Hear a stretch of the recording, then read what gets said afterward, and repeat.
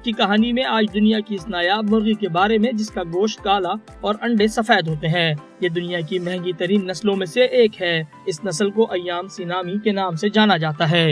Indonesia से आने वाली अय्याम सिनामी की सबसे ज्यादा मालियत होती है। यूरोप से आने वाली ज्यादातर नायाब नस्ल की मुर्गियों के मरने के ज्यादा इम्कानात होते हैं। अय्याम सिनामी का अंडा कम से कम 2000 का फरोख्त होता है।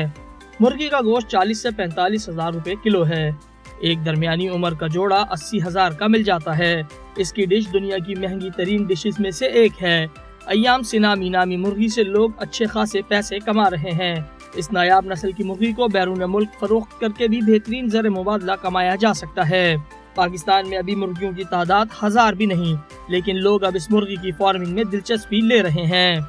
अभी काफ़ी अच्छा इसका रिस्पांस आ रहा है मेरे पास, क्योंकि काफ़ी लोग इसके बच्चे सेल आउट करके, कुछ लोग बड़े पेयर करके सेल आउट करते हैं, ऑनलाइन सेल कर रहे होते हैं अपने हिसाब से। और यही है कि आगे लोग कारोबार के हिसाब से भी इसको देखते हैं, क्योंकि इसका जो पेयर है वो 80-90 हज़ार रुपये का इसका पेयर है और चूज़ा जो है वो 4 से 5 हज़ार रुपये का है। तो लोग अपने पास हमसे बच्चे परचेज़ करके उसको ब्रीडर पेयर बना के उसके चिक्स फिर मार्केट में सेल आउट करते हैं। ये तकरीबन 7 महीने के बाद ब्रीड पे आता है।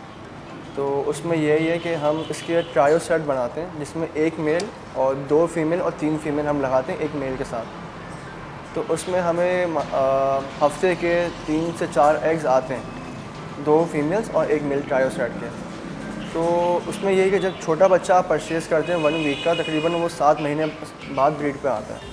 तो उसके बाद इनका ये होता है कि साल के तकरीबन इनके 80 अंडे होते हैं। जब इसके एग्स जब होते हैं तो तकरीबन 21 से 22 दिन में हैच चूज़ा होता है।